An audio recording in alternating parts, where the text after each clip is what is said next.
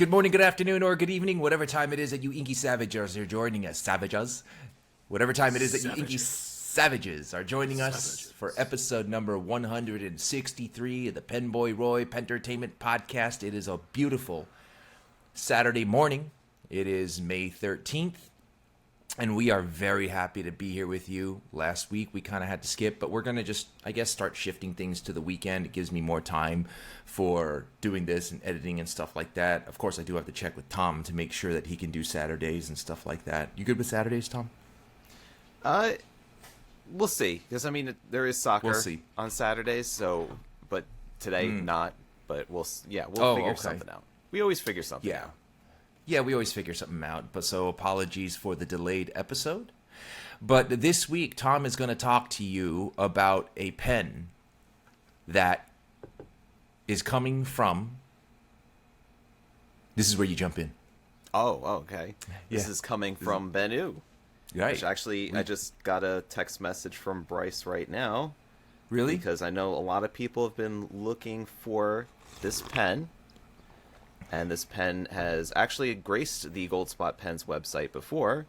It is the Bennu Talisman Sakura Cherry Blossom.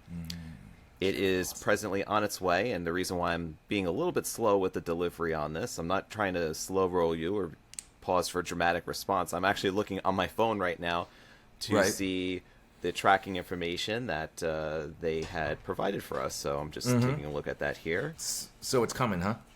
You know, it's funny because I texted him like 15 minutes ago and he hasn't responded to me, but he just texted you right now. So let him know that we're recording and I'm pissed off that he's not responding to me. Well, that's the thing is I told him the reason why I'm texting you on a Saturday morning is because Roy and I are going to be recording very shortly. So what we got here?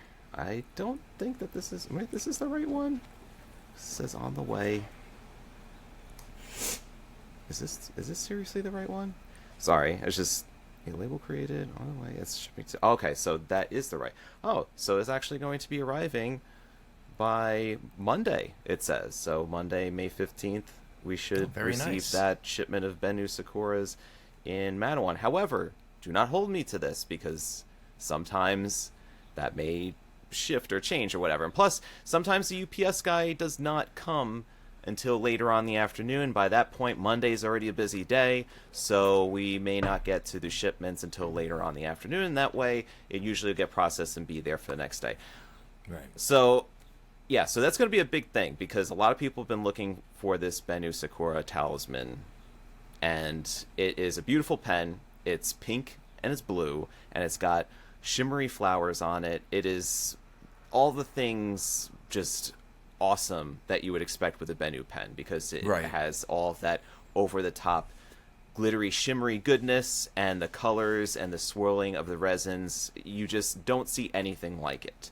And the first shipment, if I remember correctly, the first shipment of 150 pens just pretty much sold out within a day. It was about a day or two, completely gone. Now there's wait lists for this pen.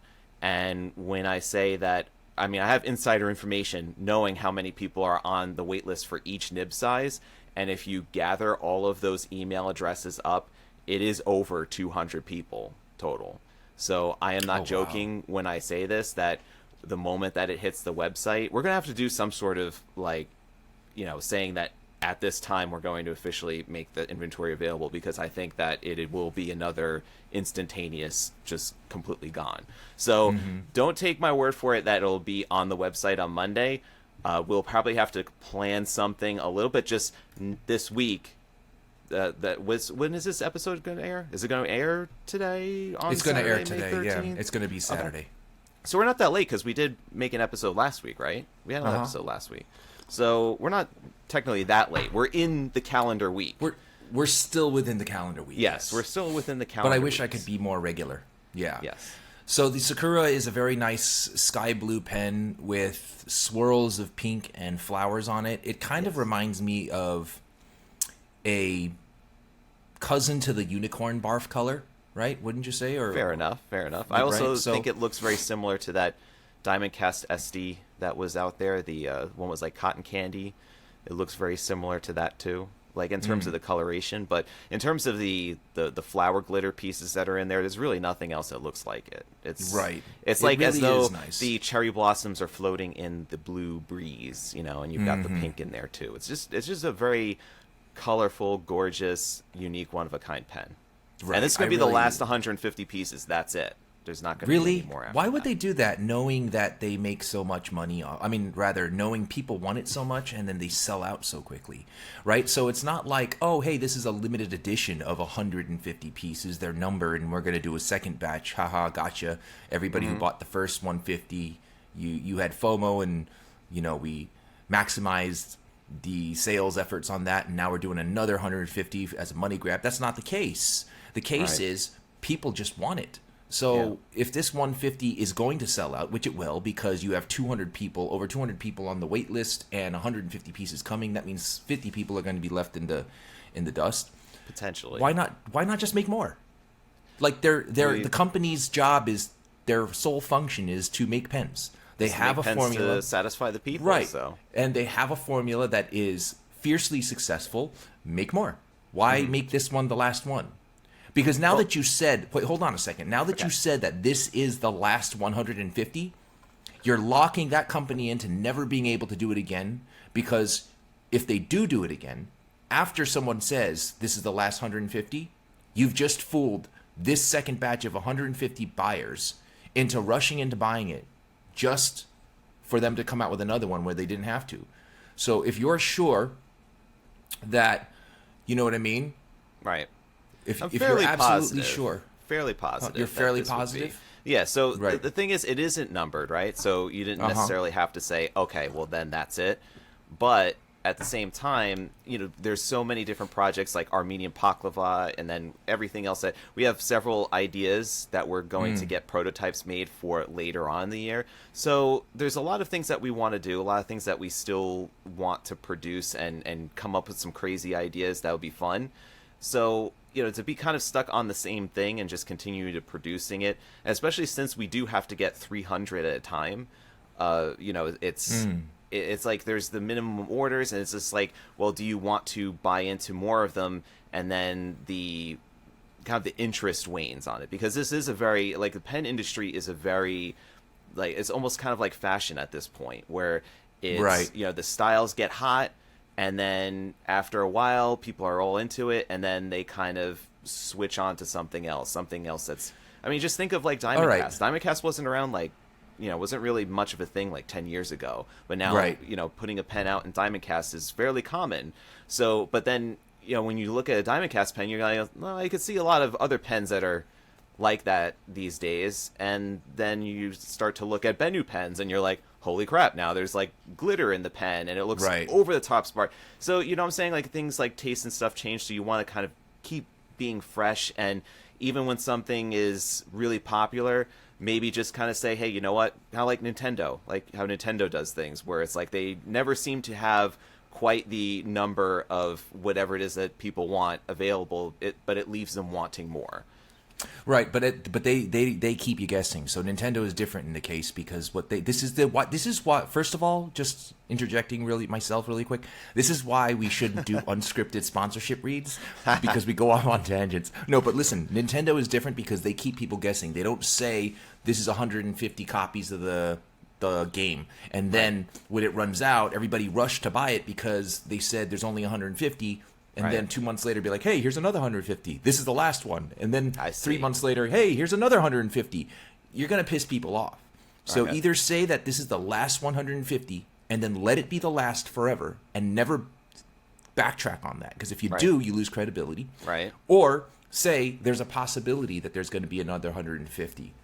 You know what I'm saying? Right. Because this is such a popular pen. Why make this the last 150? Why say it's going to be the last 150 if there's a potential that there's going to be more in the future, right? If you're going to close the door on this one today by saying this is the last 150, then let it be the last 150 and kill any possibility, because otherwise people who rush to buy the first 150 and the second 150, they're going to be pissed off. You know what I mean? Well, I'll just tell you, it's not 100% my call, because I have bosses, Goldspot's bosses, the owners might say, hey, it sold out in like 2.5 minutes. I think we need to, make another batch of these. because there's also too is that we have to consider the feelings of, well, not only the company but also then the customers as well. Right. People will be calling us very, very upset. And I hear it from customer service. It's like, look, these people have been asking about the talisman. They're really hoping they could get one. Are they when is it shipping and all this stuff? And then let's say if it does sell out in 2.5 minutes, and then, half of the people who wanted to buy them, said, hey, I wasn't able to get them. And then we're being like, you know what? They didn't have a number on them. Like, then we could, we'll have to make more just because the demand is so ridiculously high for them. So okay, so then I need you to. I'm not going to say like 100%. Right. Then you must restate what you said earlier. There's this second batch of 150 is coming out. You don't plan on having any more production runs, but that doesn't mean it won't happen. Okay, leave it open. That is a very well nuanced statement. I like it. So you have to. We're going with that. All right. So all that stuff you said, where this is the last 150, like the Pentertainment Narwhal pen. Yes. Right. We had talked about it. Right. I was like, oh, wow, the 100 pieces sold out within the first day. Should we do another one? And then your response had me thinking, no, we shouldn't, because we numbered them. If we do another 100, it'll piss off the first 100 people who were like, you know what? It's warm in here. It is warm in here, too. So I think that makes absolute sense. We have to respect the integrity of what we say in the first place and then stick to it. You know what I'm saying? Yeah. But absolutely. I think there's room for, there's like a grace period. Like you only said it 12 minutes ago, so less than 12 minutes ago, so you can change it now because it's the same conversation. So, all right, so back to the sponsorship read that we're ad-libbing. The Bennu Sakura Gold Spot exclusive is being re-released with another 150 pieces. Everybody on the waiting list is probably going to have first shot at them. However, this may or may not be the last run of this pen, so pick yours up quickly. Right? That's a lot better, right? Instead of saying it's a... All right, so anyway, please check out the pen. You don't have to use my affiliate link because you're going to get an email from Gold Spot, and as soon as you get that email, if you wait, you're probably not going to get the pen. So as soon as you get the email that drops, click on whatever picture that brings you to the website. But you can still use coupon code Garfield at checkout for an additional savings on the pen if you so wish to. I don't make anything off anything whenever you use the coupon code, but it does show that you are listening to the podcast, and we do appreciate that. When it comes to other stuff, other than stuff that's going to sell out in a blink of an eye, where the owners of Gold Spot Pen decide that they shouldn't make more for some whatever bizarre reason, it's fine. It's on them. It's not my business. I'm not telling them what to do, but I probably should, and they should probably listen, but that's fine. Who am I? Anyway, use the affiliate link in the description below to purchase all your pen stuff, and use coupon code Garfield at checkout for an additional savings on all products on the Gold Spot affiliate link website. And make sure to do that because using the affiliate link will help out the whole Pentertainment empire. Last but not least, so we covered Gold Spot, we covered Luxury Brands of America, which is the distributor luxury of brands. pens. Right. So Bryce. Don't forget to check out. Yes, we did mention Bryce. And don't forget to check out brlcoffeecode.com and make sure to use coupon code Roy for additional savings on all your coffee products, swag, mugs, and coffee beans, grinds or non-grinds, different roasts. It's delicious stuff. So please check them out. Please make your purchases and buy coffee. Because if you don't, he's going to be like, hey, listen, man, nobody's buying coffee with your sponsorship reads, so I can't spend money on this anymore. Anyway, really excited to be here with you guys. We're going to do some of your comments and emails that you sent over to us. But before we get started with episode number 163, by the way, this is the longest beginning sponsorship read ever. We're close to 15 minutes right now. We're at 14 minutes and 35 seconds about. But I want to give you guys a quick disclaimer. This podcast is not scripted and therefore will contain potty mouth words, both from Tom and I, mostly from me. So be forewarned, you have been warned. Now, on to the podcast. The PenBoyRoy Entertainment Podcast. Stay savage. All right, so I want to talk about this pen that I have here. Isn't that beautiful? Ooh. Oh, yeah. Look at Okay. this. I haven't had a chance to talk about this pen because I forgot and I'm stupid, but this is a gorgeous blue, like swirly acrylic pen made by our friend Slickery Don't on Instagram. And there's something special about that pen, There's other than the something fact very that it special. has a very sparkly, awesomely blue acrylic resin. Yeah. So this pen is is hilarious. When I opened the box, I was like, wow, that is a gorgeous pen. Right? He's turning his own pens. He's not looking to sell them, he said, but I feel like we need to talk about it. He is a fan of the podcast. And after handling this pen for about a minute, I was laughing out loud. And the reason why I was laughing out loud is because Slickery Don't is a fan of the podcast, and he intentionally made this pen, excuse me, to cap and uncap in approximately 11 full rotations. I was unscrewing the cap, and I'm like, wait a minute. And it just keeps going. Yeah, and I'm like, going, is this and going. is this cap? Is this? Am I unscrewing the section? What's happening here? So this is a very beautiful pen to look at. It's an excellent fidget toy. Not the most practical when it comes to capping and uncapping, because he deliberately did so. Because I make fun of pens that have 3 to 4 rotations. I'm like, it takes forever. This one by far wins. Look at the thread section. Look at the thread section. It's There's like so many threads. there's so many threads. It has a number 6 size stainless steel Yovo nib. It's cartridge converter. It has the capping and uncapping is less rotations than capping and than unscrewing the barrel, right? That's funny. So this is hilarious, and I love it. I wish there was a way I could shorten the thread so that I could actually use the pen, right? But I'd have to like cut it and lathe it. I'm not doing that. I'm leaving it as is because it's hilarious. But can you imagine like being at a meeting? It's like, all right, guys, I need you to take down a quick note. It's like, hold on, give me 5 minutes. Can we take a break? I need to uncap my pen. It's going to take a few minutes. Hilarious But I think pen. that's the first time ever that someone has made a pen as a practical joke. I think so. Yeah. Fantastic practical joke. It is a fantastic practical It was joke. absolutely hilarious. I absolutely love it. Yeah. It And he just- makes some great stuff. He makes some great pen rests too. Yeah, so that's what I have it resting on, is this wooden pen rest right here. Yeah. It's really nice, you know, just you place it down, right? And then it's like, and if you ran out of pens and you use chopsticks often, you can do that too. Use it for chopsticks, right? So what do you got, Tom? What's going on? What's new in the pen world? What's going on over at work? Talk to us. I mean, now that we're fully aware of this Bennu talisman thing, you know, it's a lot of fun stuff going on, because I think there's been something new every single week. Yeah. This past week we had the Scribo, new exclusive Scribo with Ebonite. It's the first Scribo that is made with Ebonite. That's what took so long, is that Scribo had to perfect doing those facets. As really, there's not that many. Usually when you see an Ebonite fountain pen, it's not faceted. It takes a lot of extra polishing and working the material in order to do it properly.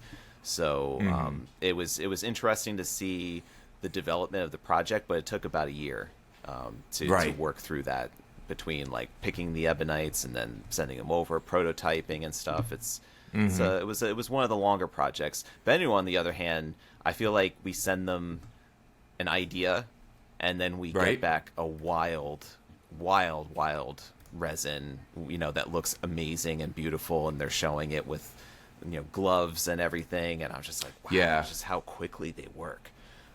But then for this Sakura, it just took a while for that second batch to get over the 300 pens. Yeah, total, well, so I think that it has a lot to do with the fact that they're doing a lot of projects at the same time. Yeah. And then they don't half-ass shit, so they won't like be like, all right, that's good enough, put it out. It's not like that. They're like, I think there was also an issue with Schmidt nibs not being Schmidt nibs. The Schmidt so we've had that also too earlier in the year with the ice and snow.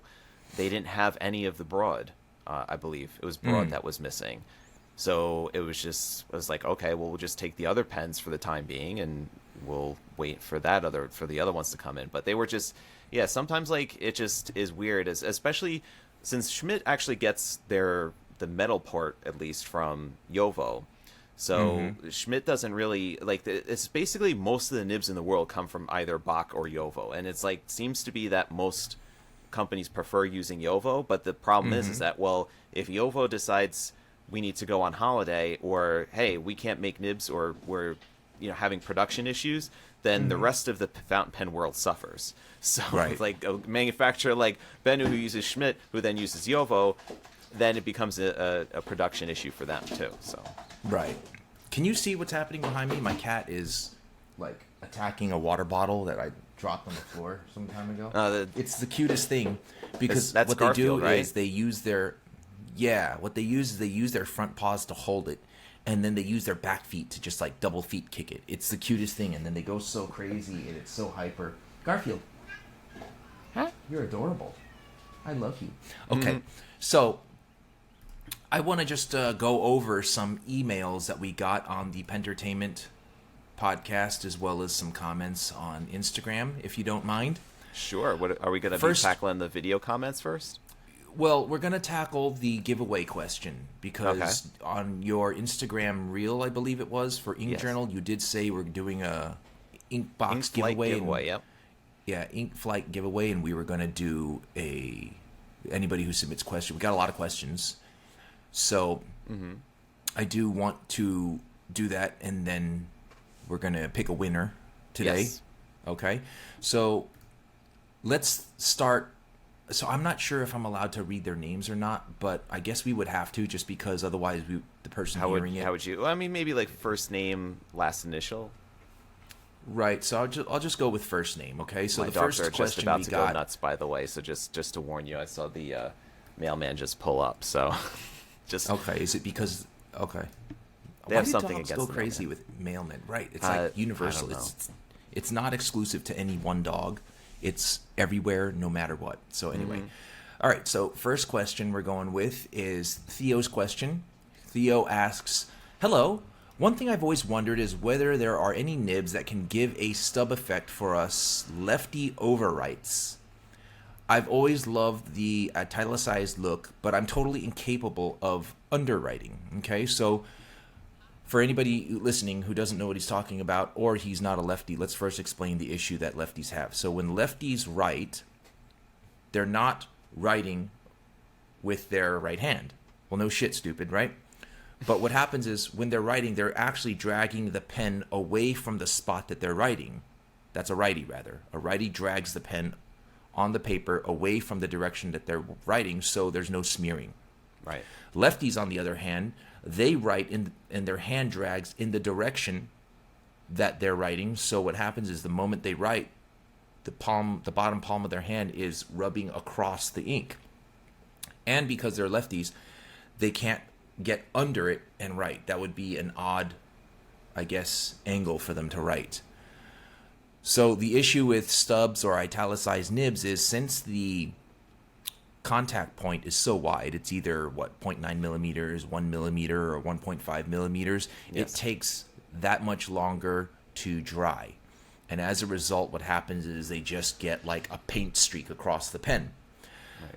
So also you have to drag it. You do have to drag. You have to drag a stub, as opposed to what some people might have to do if they're a lefty is they'd have to push the nib. So like instead of just continually going on a downstroke, you'd have to upstroke a lot. So with a stub, try to upstroke with a stub. It doesn't really work in the same way as because it's really meant to be pulled on a downstroke. Yeah. So the question he's asking is there any nibs that can do that, but also not cause that smearing? So my answer, and Tom, your answer could be different, is this. 1.1, 1.5, 1.9 by pilots, that measurement will be that measurement no matter who makes that nib, right? So like if Jowo makes a 1.5 and if Bach makes a 1.5 and if Schmidt makes a 1.5, it's going to be 1.5. It doesn't make a difference in terms of the amount of ink being laid down. I think the real question that needs to be asked here is what kind of inks can you use with a stub that would enable a lefty overwriter to write. And I can tell you right now, my ink of choice are permanent inks. I use Noodler's Black. I use Platinum Carbon Black. And both of those inks take a year and a day to dry. So this question really does need to be answered with ink choices. And therefore, since I'm not an ink connoisseur like Tom is going to have to answer this one. That's your cue, Tom. Go for it. Yeah, well, there's a lot of there are some Noodler's choices you could go with that are fast dry. You could go with the it's formerly known as the Bernatke series, but the Brevity series of inks.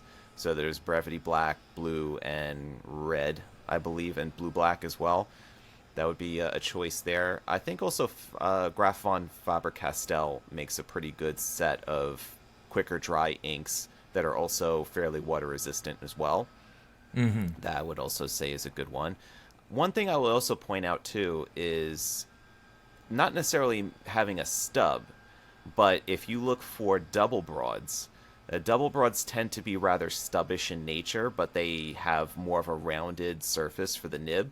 So it may help with if the nib is being pushed at an angle that's not that stubs would, because you'd still the problem with a stub is that it has no tipping material, so you do need to have contact on both sides and pull down, as opposed to like doing a push. But if you've got some tipping material on it with either a stub that has a gold nib or you have a double broad, then you'd still have some tipping material and you'd have a little bit of some give on that angle. Okay, you need to just be clear about what you're saying. You said you need contact on both sides, so that might sound out of context for people. I know what you're talking about. Okay. Explain what you're talking about when you say you need contact on both sides. Yeah, so the nib is split into two tines. Right, and it's wide. And it's wide, so with a stub, you need to be able to make contact fully on both sides of the tines in order to make the stub work, because it needs to have that full flush tip like in contact with the paper in order to provide a full stroke. I've seen it before, and it's happened to me too. So I roll my hand just slightly, and if I'm pitching the pen a little bit and I'm only making contact with mostly one tine, it's either going to miss the stroke entirely or partially lay down that line of ink. So you do need to be very mindful with a stub that you're putting the full length of the stub's flat spot onto the paper as you're dragging the nib. Now, like I was saying, with a stub that's a gold nib, the gold nib stubs will have tipping material, and then they'll shape that tipping material into a flat, it's kind of like a flat end, but it'll be somewhat rounded on the edges. Same thing with a double broad, but you could find double broads in steel nibs that will have an ample amount of tipping material, and they tend to be rather stubbish because it's such a broad, thick tip to the nib. So that might be a solution too, is that, well, if you like a very broad expressive nib, go with a double broad. It tends to be rather stubbish in that it offers a little bit of line variation, and it will have an actual tip on it. So like something, Kaweco I know is one of the ones that makes double broads in their nibs that are fairly accessible in terms of the price point and availability of double broads. Right. So I'm going to have to disagree, and not for the sake of disagreeing, because I hate it when people are like, I'm going to play devil's advocate. No. I'm with the double broad thing. He's asking about stub effect, right? So with a double broad, you don't really get that stub effect. With the stubs, your downstroke is going to, like, imagine my Spock hand right here is the two tines, right? The downstroke is extremely wide, and then the cross stroke is extremely not wide. Right. I got good words. Whereas with a stub, you're getting almost a uniform broadness despite which direction you're writing. Or you meant with a double broad, you're getting the uniform. With a double broad, right. So it's more uniform. So you lose the stub effect. So I think that doesn't qualify in his answer because he's asking about stub specifically. Okay. And secondly, double broad also puts down a greater amount of ink. And because it's uniform going down or across, in both instances, it's putting down a lot of ink. And I don't think that would help with the drag of the palm across it after he's writing. or she's writing, or whoever's writing. You know what I mean? Mm-hmm. So the double broad, if they're looking for just broadness, I don't think it's I think it's worth experimenting with, but I don't think it's entirely the solution if we're looking for stub effects. Bye, Garfield. You know what I'm talking about? Bye, Garfield. Leaving the room. And it's like, I also I'm bored think, of this conversation. Enough with this double broad and I don't think stubness. it's a solution. I don't think it's a solution of what happens when a hand goes across the ink, because it's still laying down a good amount of ink, and it's gonna smear unless you're using ink that doesn't do that. So I do like the answer with regard to the inks that you suggested. Well, also too is that we're both fast. right-handed. I would say if somebody's listening out there and has a good solution, who's left-handed, who has something that's worked for them before, feel free to email us, and then we could share that. And that way, that would be great. We all benefit from the knowledge. Absolutely. All right. The next question. Thank you for the question, Theo. The next question comes from Esther. I'm going to read it. Hello, Pentertainment Podcast. I like to have several fountain pens on the go at once with different colored ink in each one, but the ink tends to evaporate really quickly. Is there any way I can slow this process down? Thanks from Esther. Okay. So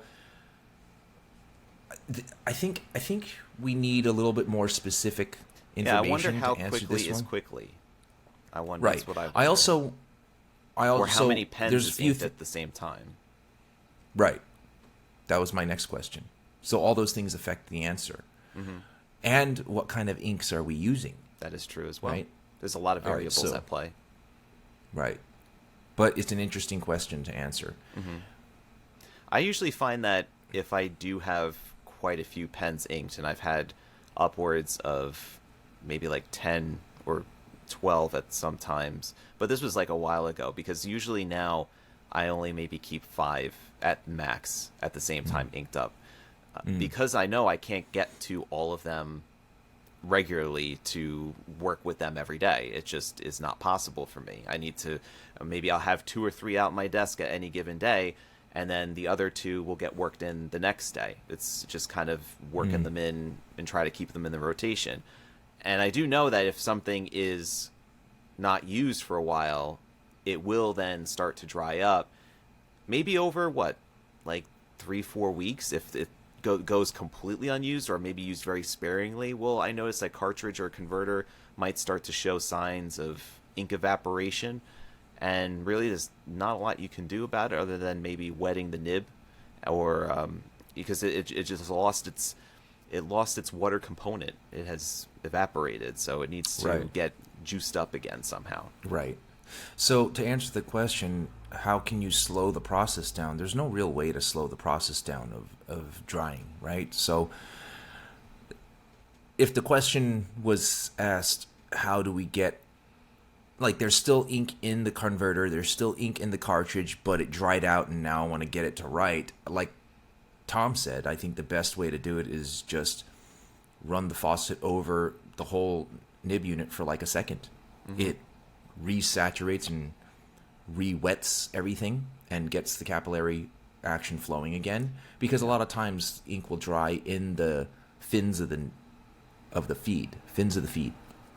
And some people decide to like lick the nib. I wouldn't do that, because then that starts to react and you have bacteria that's in your mouth that then gets transferred to the feed, and that sometimes is what may cause, when people show those pictures on social media with the crud and the fuzzies that happen, well, it's reacting to some of the components of the ink, and you're basically culturing bacteria and creating little fun organisms that start accumulating on your nibs. So definitely I would not suggest doing that, although I know some people do. So right. I mean, that's actually a good point. I do that too. I'll like lick the nib and then just start writing, and it works.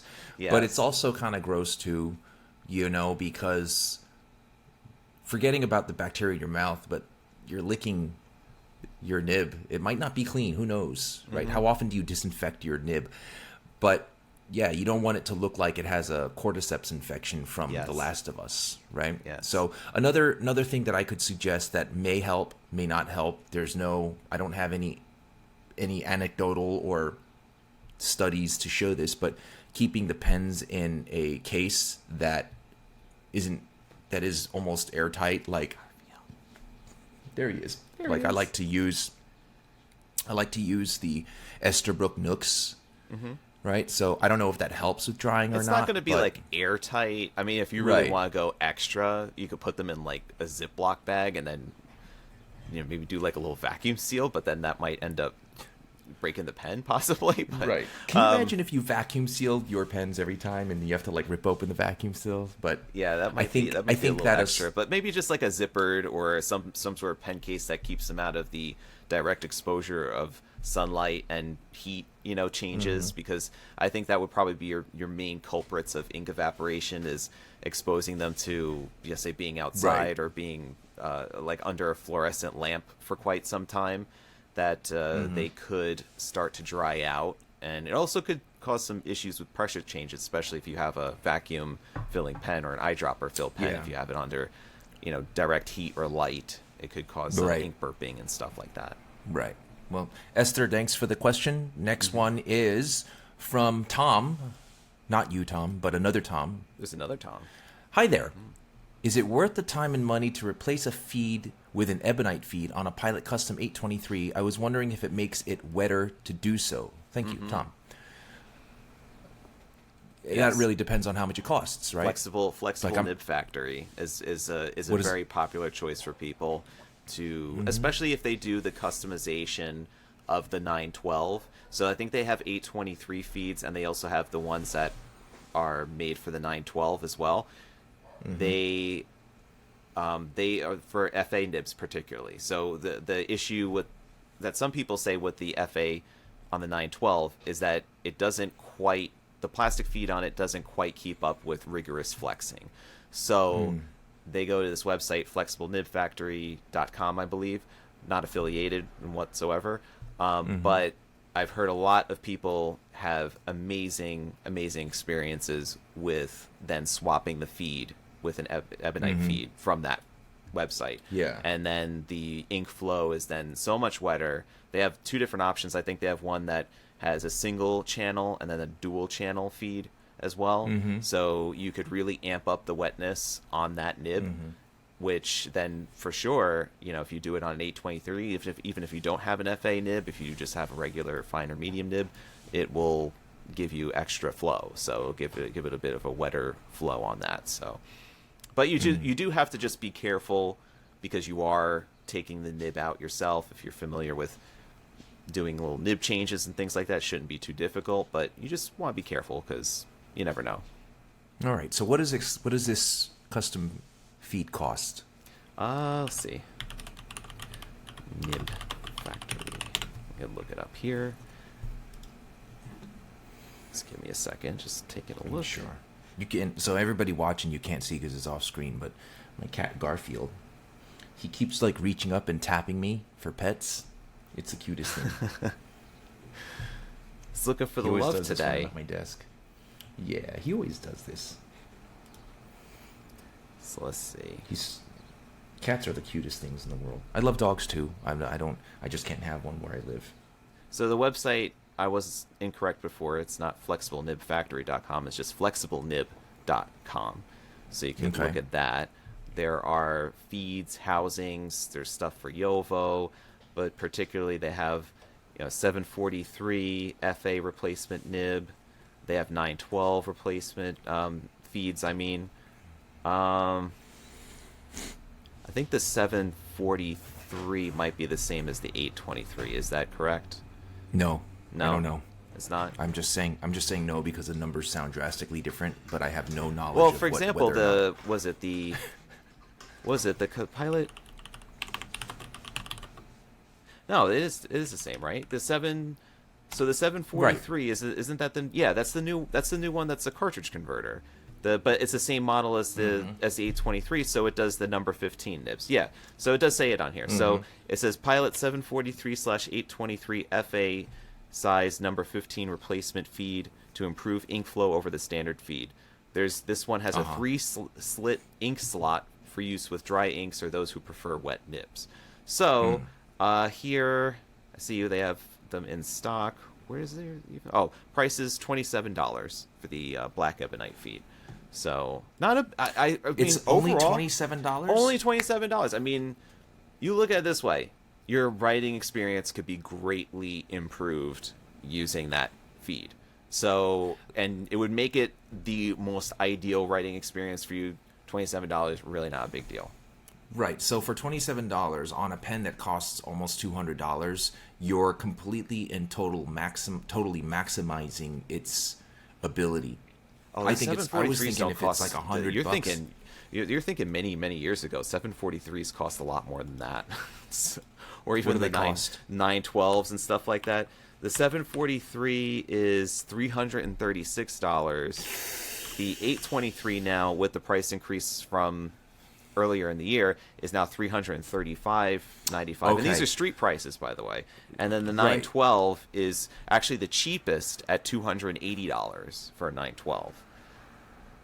Well, fuck. So, I mean, just in the whole scheme of things, an extra $20-$30 to maximize that pen that you bought for nearly $300 is completely and totally worth it. I was going to say it's relative before, because I just had the impression that maybe the custom ebonite feed would cost $100, and it's like, well, it depends on how much you value flex nib writing. If you're not a flex nib person, then it's not worth it at all. But even if you're not, like, this is a great way of inexpensively experimenting with the best possible flex writing experience for, or even if you just want a wetter writing experience overall.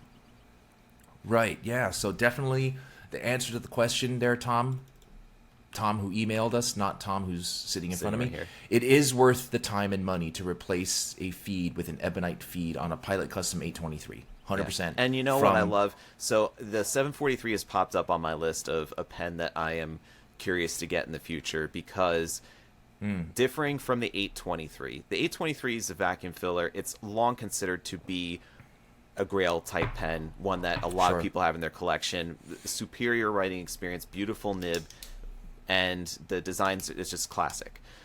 So the 743 has got the same design overall and the same classic appeal. And on top of that, you've got, one thing that people may say is like, oh, well, I like a vacuum fill because I like maximum ink capacity. I like the fact that it's got an old, rather not old-timey, but like that the pen fills itself. It doesn't have a cartridge converter system. But I like a cartridge converter because at least the converter, and this is a Con 70 converter, not that shame of a converter, the Con 40. The 743 has a Con 70, and at the same time also has a larger arrangement of nibs that you could choose from other than fine, medium, broad. It also has double broad and the Falcon nib and extra fine. So the Falcon FA nib is what I would definitely get on that. I would get the ebonite feed. And on top of that, the Custom 743 was introduced, I think, later part of last year in the regular smoke. And then just right after that, they included a 743 in verdigris green that was available in just the United States, which tells me that they're going to be looking to maybe make this a more vibrant part of the Pilot collection, where they'll be making, let's say, limited colors, or just be making different colors other than smoke and amber, which is the only colors you could buy the 823 in. So I'm like looking at this particular line with great interest and seeing in what at some point later on maybe they'll make a finish that. I mean, I like the verdigris, but like I'm not like a total green type of person. You might be more jonesing for that verdigris than I would. I'm thinking something like a little bit more exotic or blue, or I don't know, something a little bit more different than that in the future, hopefully. All right. That's good information. I hope that answers your question. Other Tom? Yes. Let's move on to Donna S. Hello. So I want to enter the ink flight, but I'm really glad to have your email for this question. I'm new to fountain pens, welcome, and I currently have two. We need to fix that. A Conklin abalone shell pen and a TWSBI Eco T. I'm looking at other pens, but I'm not sure how to find styles and makes of pens that are similar to the ones I currently have because I love the way the Conklin writes. I have a 1.1 millimeter nib on the Conklin and the same on the TWSBI. I love a broad line and dark inks, and I use my pens daily for work and journaling. How does one go about finding new pens to collect? Do you have to try them all in person? Are pen shows the way to go? Any insight you can share would be appreciated. Okay, so we're going to have to answer these a little bit quicker than we were with the other ones because we're running out of time. So I'm gonna take 30 seconds and then I'm gonna give you 30 seconds, right? Okay, it's like my answer to this one. All right, so my answer to this one is when it comes to buying new pens, you don't have accessibility to shows because shows don't happen every day. They happen here and there. If you have a retail store near you that does sell fountain pens, I say go there and try them out. And if you don't have that, then I think it's kind of like you go online, you find something that you like the look of, and then you do a little bit of research on the pen. What kind of nib does it have? For example, the pens that you mentioned, both are stub 1.1s, and they're both Yovo nibs. So there are 3 different types of nibs out there, 3 major types. That's the Yovo, that's the one that you have on your TWSBI Eco and the Conklin Abalone shell.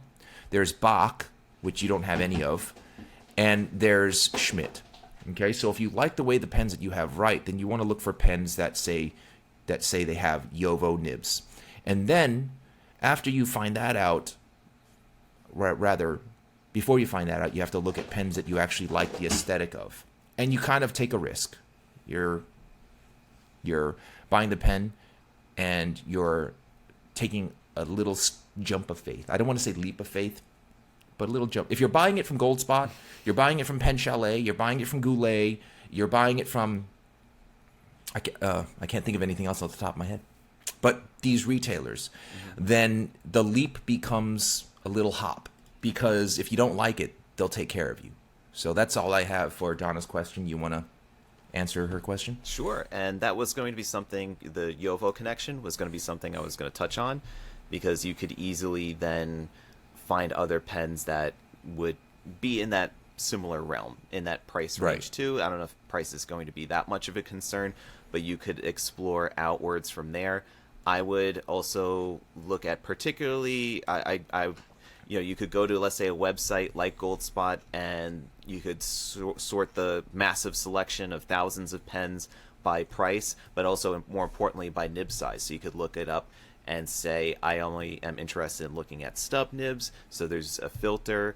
When you go to, let's say, looking at fountain pens under $100, then you could go hit that filter, stub italic nibs, and it will list all the pens available in a stub nib.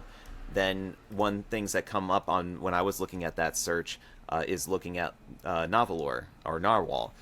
They do make a pretty nice 1.1 millimeter stub, and there's a lot of pens that are in that sort of price range that have piston fill or vacuum fill. So I think that's a pretty good place to look at, particularly because you liked the Conklin with the abalone shell, so there's a lot of very colorful, swirly acrylics available in that.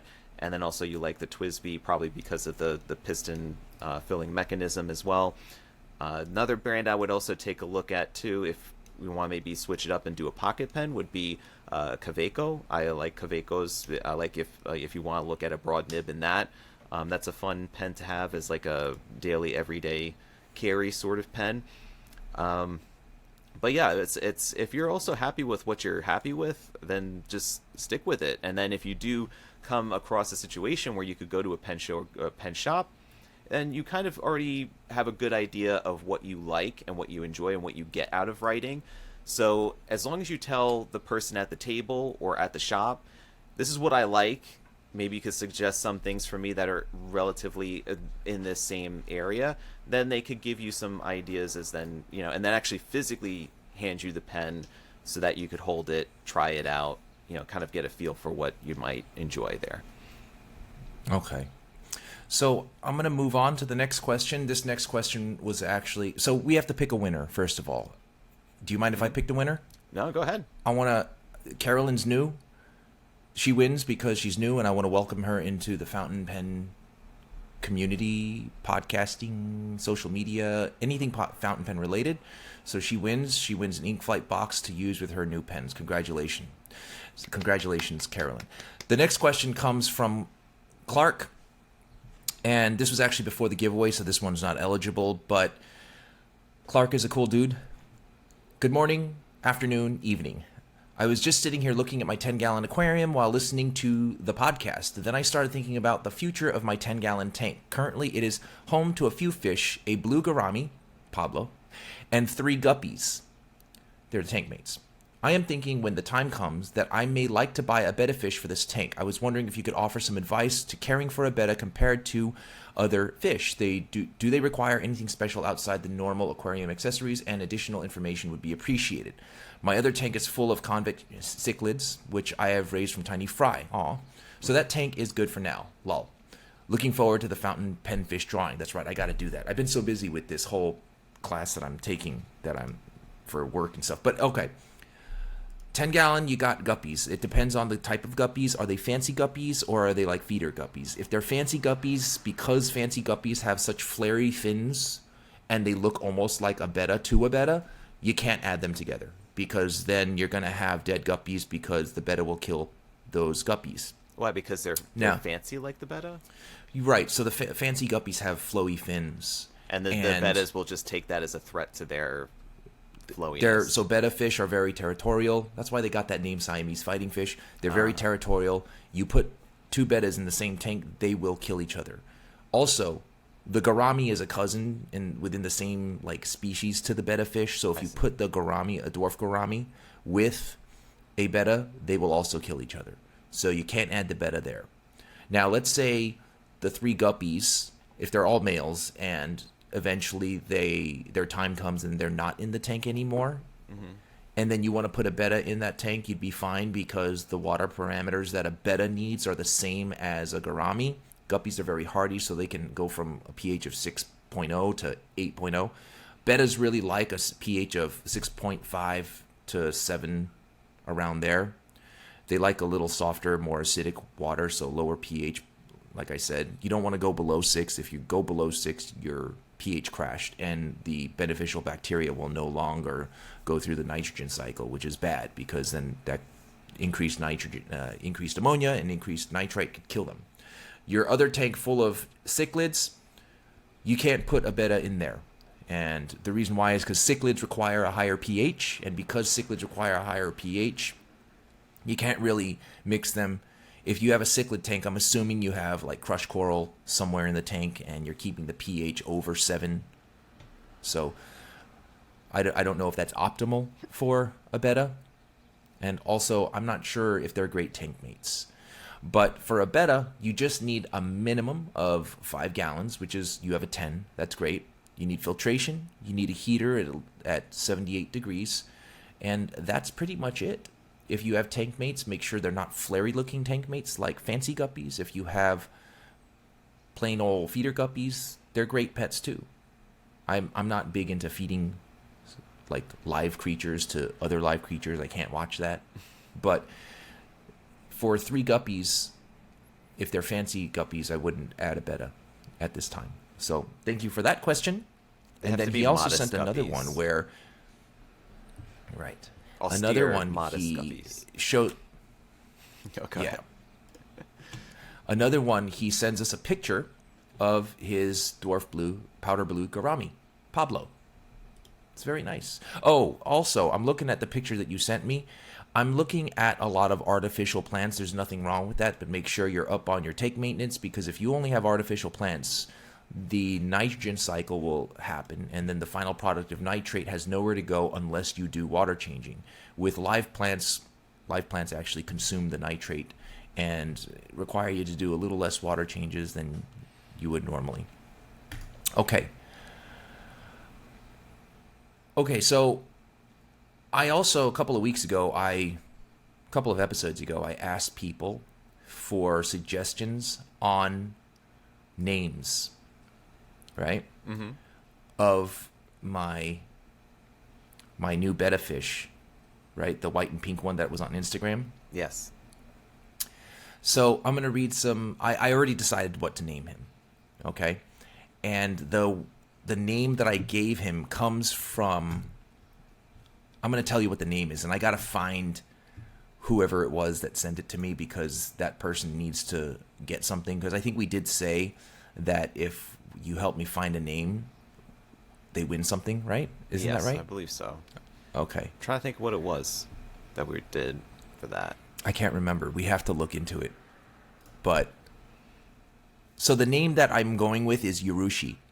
Nice. I like Okay. it. Yeah. My wife really likes the idea of naming him Yurushi. I just need to find who the hell it was that said. So whoever it was that suggested it also said you should call it Yurushi Sushi. I'm not naming him Sushi. It just seems really wrong because my wife is like, no, don't use sushi because sushi is a dead fish, you know? It's like saying, said, okay. calling somebody Hannibal the Cannibal Yeah. or something. I don't know. Well, yeah, I guess so. Maybe. I mean, I'm just saying yes out of courtesy. I don't really think it parallels. I don't know. But whoever it is that decided to call it Yurushi the Sushi, I'm going to look it up. I'm going to look through the messages, and then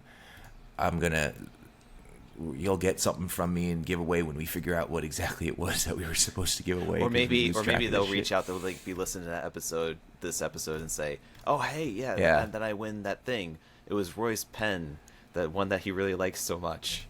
He was offering it. Yeah. For the name. Yeah. Right. So I got to find who it was. But Yurushi the Sushi, not quite what I had in mind. So it is just going to be Yurushi. But you did give me that idea that I didn't have, so you win. But I want to just read this email really quick from our friend Erie. Good morning, Pentertainment. I took a peek at Mr. Roy's new Betta on his Instagram photos. He's really pretty. No wonder Mr. Roy kept thinking about him. That said, my suggestion would be Cupid, as he is also part of Greek mythology. Because I named my other fish at work Kratos, and he's got red fin. He's a red dragon, platinum plakat. Since the name Cupid means passionate desire, and he is also the god of such feelings, I think the name really represents the initial encounter with him. That's really sweet. Mm-hmm. Yeah. Yeah. I hope you and your families are having a wonderful day. Thank you. Looking forward to the next podcast. All right. Thank you very much. I like it. His YouTube account name is Lumpy Shroomy. I like it. Okay. This is another one I liked. So Jacob writes in, "Hi PBR. The name of the fish shall be," I love how he says shall be, Pinky Pearl. I like that name. I have Natalie. Is that? Mm-hmm. Or Nathalie. Nathalie. Mm-hmm. Nathalie writes, "Dear PBR and Odd Oink. I love this week's podcast. As always, I like listening to your banter about fountain pens and fish while I work. I think Falker might be a great name for your new Betta. Falker is a character in the Never-Ending Story by Michael Ende and is a luck dragon with pearly white scales that glitter pink. I think this description fits your Betta, and I think he might like to be named after a dragon. Keep up the great fountain pen and fish content. I will be listening." Thank you, Nathalie. So wait a minute, Falker was the big dragon dog, no? I can't actually remember. admit I've never seen that movie before, so You gotta watch it. You gotta watch it. I don't know why, but when the kid goes into the attic and eats a peanut butter sandwich, it makes me crave peanut butter sandwiches. I always Anyway. crave peanut butter sandwiches, so I would just be having a tub of peanut butter in my lap at that moment. Right. I got another email from Marcia. "I think your fish should be Calypso. She was a sea nymph, daughter of the Titan Atlas." Cool. "Calypso seduced Odysseus and held him captive for 7 years until Athena made her let him go. I figure she was beautiful. I like the connection to like Norse. That's Norse mythology, right? I think that's really cool. That's Greek but mythology, I think. Still Greek mythology. Yeah. Okay. Well, apparently, and for sure, Marcia is far more educated in that realm. Because my Greek mythology, Norse mythology, knowledge comes from the God of War video game on PlayStation. So she definitely knows what she's talking about. However, the Betta that I have is a male plakat Betta. So Okay. since it's a male Betta, I don't want to give my male Betta a female name. Well, you have a great reserve of names now to select for future fish, so... Right, so if I do get new fish, then yes. Okay, so Naya, also a friend of ours on Instagram who follows the channel, he writes, as mentioned on Instagram, I believe your amazing new fish deserves an amazing name, and that name should be Bettatron, the destroyer of worlds. Hope that helps. Love the name. And I think that as much as I love it, we're probably going to pass on that one, right? It's too long, right? So like if I'm like, hey, honey, can you do me a favor and feed my fish Bettatron, the destroyer of worlds? It's too much, you know, but I do like where he's coming from. So this is I Dip Bananas in Coffee. So on Instagram. And I Dip Bananas in Coffee won, I think, the Endless zipper pouch. The zipper case for a different giveaway. And it was funny because at the same time I started to explore with my morning shake that I would usually make. I usually make it with a base of frozen bananas. And just recently I've started to experiment with throwing like an espresso coffee in with it as well. So I'll do like a double espresso and put it in with the banana, or like a cold brew and put it in with the banana. And I'm like, I'm kind of sold on this. So I just had to mention that I Dip Bananas in Coffee. I'm even though it sounds strange, I'm kind of right there with you. So. I hear you. Yeah. So how much time do we have? Do we have time for some more emails? Well, we hit the mailbag pretty heavy today. Well, yeah, We you know what it usually is? don't, I hit feel this like very much. you know what it is? Like I feel as though a lot of times, you know, we get up here and don't get me wrong, Tom, I love bantering with you and stuff like that. But at the same time, I think the whole point of this is for you and me to connect with people. Yes. And I think that really talking about what people are saying is really effective in connecting with them. And I do want to connect with them because... I mean, there's only so much. I mean, at the same time, yeah, I love just being able to shoot the breeze with you. At the same time, though, providing lots of value for the folks that listen to us, in which I know that a lot of value comes out of being able to have that dialogue with them and answer questions. Yeah, that they and may also, have. it also feels like I'm shooting the breeze with them also, right? So let's just take a few more minutes. I want to just go back to episode number 162 on YouTube and read out some comments and then respond to them. Some of them I responded to on YouTube. And at Nick Kleit 9 days ago, so I really like this comment because he created a new word. Thank you for being our pen sensei. Our pensei. Oh, I love that. Pensei. Were you at 162? I'm just catching up with you right now, so I'm just looking. Yeah, episode 162. I love that word, pensei. Sensei, get it? Sensei, pensei. Yes. Pensei. You know, just a real digression. Let me digress a little bit. So my PlayStation Online screen name, when I was making it, like back when PlayStation 2 came out, I couldn't think of anything, and then my friend helped me come up with Samuroy, Samuroy, right? So like Love it. samurai, but Samuroy. Love it. It's been that ever fucking since. Pensei is so. I'm gonna totally steal it. I think I even said to him, don't tell anybody I said this to him. I love that word. I think I'm gonna steal it. You know, so he writes, thanks for being our pen sensei, our pensei.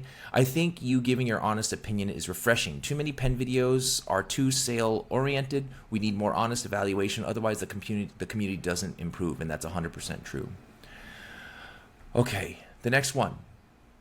I want that, we don't have time to read all of them. Yeah, there's So I actually have to- quite a few, surprisingly. I didn't realize that there were so Yeah. many. This is good to look at. I like this. So I'm just reading Yeah. through them as you're talking here, and I'm like, ooh, this is a lot Yeah, of good so stuff. So my friend Marilyn, she writes, "Hi Roy and Tom, thanks for the shout out. I did put a Twisby mini nib in the Levenger True Writer. The whole nib section screws right in. I don't really mind the mixed branding, but the Levenger branding on the pen I have is pretty minor. Just a name on the clip. And all the trims are silver like the nib. Mismatched metal colors would be awful. I agree. It would be. I think it would drive me crazy if the two brands were more prominent and they didn't match, like it drives me crazy. So she's agreeing with me because I'm always right. I don't remember the name of the True Writer. I don't remember the name of the True Writer I kept, but it's a translucent aquamarine plastic. I never did own a Kyoto. Roy, the word you may have been looking for is oblique, not ominous. Sorry, I was being oblique. You got good words, though. So she's right. I do got good words. Thanks, Marilyn, for listening. Okay. Lauren, at Lauren8367, writes, while the generally friendly culture of the fountain pen world is a welcome respite from our times. What does IAW stand for? She writes, IAW fountain pen technology itself, people can confuse friendliness with a lack of critical thinking. Oh, okay. So in accordance with fountain pen technology itself, people can confuse friendliness with a lack of critical thinking and accountability, which is no bueno. For those of you who don't speak Spanish, no good. Toxic conformity opens the community to exploitation. Note recent spate of thefts at pen shows, price gouging, emphasis marketing over quality, etc., etc., etc. Thank you for being honest and doing so with thoughtfulness for the right reasons. Well, Lauren8367, thank you very much for that feedback. Yes, I do think that the friendly culture, and the same thing exists in the fish keeping world. Friendly culture in the fountain pen industry is wonderful, but at the same time, what needs to be said has to be said, because just to be friendly, I'm not going to turn around and say, hey, look, this piece of shit pen is fantastic. The makers are fantastic. This is great. You guys should get it. I'm being overly friendly, and now I am recommending and I'm influencing someone to spend their money on a piece of shit just to be friendly, right? So who's that helping? It's helping nobody. If a piece of shit is a piece of shit, there are ways of saying, hey, this is a piece of shit. I'm not going to say, hey, this pen is made by these people. Fuck their families. I'm not going to say that. I'm going to just talk about, listen, this pen is bad, and this sex, you gotta say what you gotta say. Right. So, when it comes to the drama that very objective about things, and not be carried away in the euphoria of being part of the fountain pen community.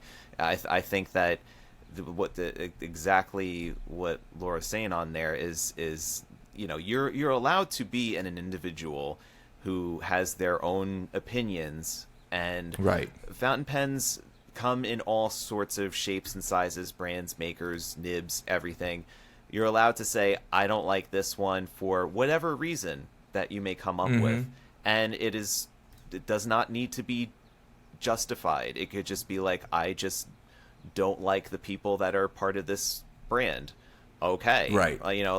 You are allowed to have your opinions about things, and if somebody doesn't necessarily agree with that, then they could have their own opinion. But to say that, oh well, they're incorrect, factually, so doesn't make any sense. What it is also so Michael Bloom, the owner of the Long Island Pen Show, or rather New York Metropolitan Pen Show, I think fell victim to this. He received opinions about a show from me. And the opinions on the show were my honest opinions. They didn't conform with what he wanted me to say. So he started to hear what he wanted to out of anger. He said to me that I said I saw no nib people there, and he's saying there were 3. Now, in the show, I actually said I don't remember seeing them. That doesn't mean they weren't there. They could have been there. I just wasn't looking for them. I started looking for them and then got distracted and stopped looking for them. He also says that I said that people were selling broken pens. I actually listened to the episode again. I never mentioned anybody selling broken pens.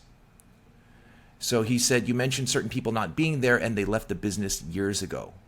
So again, I listened to the episode. I wasn't saying that they weren't there. I said I would like to see them there. I'd like to see other retailers there. I want to see this people, and I cited examples, right?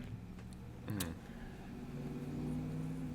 So, you know, he also turns around and it's like we communicated back and forth, and I tried to explain to him that I was just hoping that we could offer him information so he can grow this show, that there's growth available if people are open-minded and accept criticism. And if some people aren't like that. Some people don't want to hear it, you know? And his response was that he says, no, he doesn't need to grow. He's been doing this for years. And then he says to me, it's obvious you think of yourself as an expert and no one has the right to tell you anything, in the same sentence that he's telling me that he doesn't need to grow. So at that point in time, I'm just like, all right, that's, you know. Yeah, we don't need to belabor the and point. I was, it just is what it is. And yeah. Just agree so to disagree, it's like, and that's about it. Yeah, I think that's really where we're at with that. And he's probably never going to speak to me again, but sometimes that's the cost of honesty, right? Some people just can't handle the truth, or some people just can't handle criticism, and you know, that's fine. It is what it is. I'm sad about it, though, I'll tell you, because, you know, I don't want that. I don't want that at all. Yeah, So like we were saying in the other episode, it's like, yeah, I would want to purposefully take away or, you know, undermine a pen show that is in my backyard, you know, right. Not literally, 100%. Just saying, like, there's not that many of them that pop up around the area. Yeah. And there's not many of them that are that close that you could be able to drive to and not have to spend many hours on the road, you know, going to drive to this pen show or having to get a hotel. And you would then decide to shoot yourself in the foot to then want ill will being put on the show so that you would never have to go back to it. Like, what point is there? You're into fountain pens. You would love to see a major fountain pen show that is within easy driving distance to you. So, you know, looking at that motivation is like, I don't know how you could not see that there was some degree of, you know, commitment that you had to this and that you wanted to see it succeed. Not that you wanted to just blow it all up and say, oh, you know what? I don't like it. So I hope it dies. And it's like, no, that's the complete opposite. Yeah. So anyway, I think I want to close the show with something positive, though. I want to just go back to everybody. Thank you for your comments. Thank you for your questions. I think we had a great time addressing questions and doing stuff like this. It certainly, I do love the fish keeping questions too. I'm no expert, but if you guys have fish keeping questions, you certainly sound like you are a wealth of knowledge when it comes to fish keeping. Oh, I just have to sit here and just be like, yeah, I have I can't provide any source of knowledge. I could just only make comments about how funny things can sound, you know. I don't know.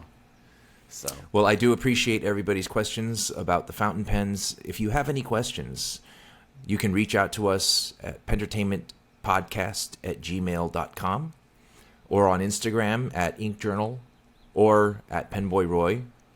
Or I would really like to have more questions and comments. I would definitely like to share and interact with you guys. This is probably one of the longer episodes we've done, but it's just so much fun. We lose track. With so much good pen talk and some really good discussions that we were having. So I think it was very good. Yeah. And if you guys have any questions, please email us, write us. If you have any comments or anything you want us to share, any shout outs for anybody, let me know and we will do so. Thanks again for being here. Love you guys. Be well. Be safe. Stay inky.